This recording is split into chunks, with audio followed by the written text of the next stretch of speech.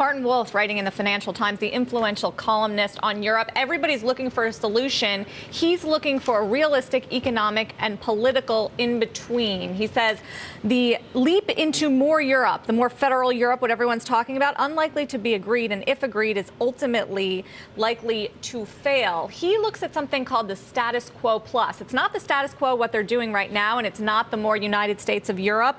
He sees it as more politically acceptable and economically workable. Stuff like resolution of banks at the expense of creditors, not necessarily at the expense of the fiscally stressed states.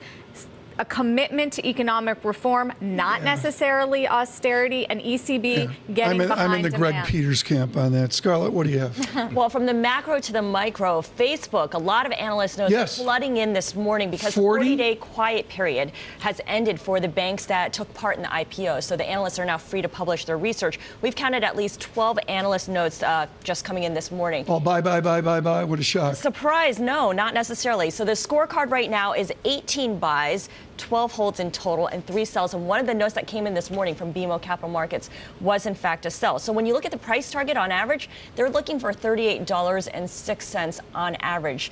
Interesting, given that Facebook IPO'd at $38. So very little movement over the next 12 months. Remember, Facebook yesterday closed at about $33. I have one of the notes here with me. It's from Gene Munster, known for his coverage of Apple. He says, we believe consumers will increasingly, wrong note. While there may be some short-term questions around the shift of users to unmonetized mobile, we believe the 1 to 3 year picture is bright. And this really captures the big dilemma over Facebook, that shift to unmonetized mobile. That's where everyone's checking their Facebook account. I just love these stats that are in some of these notes.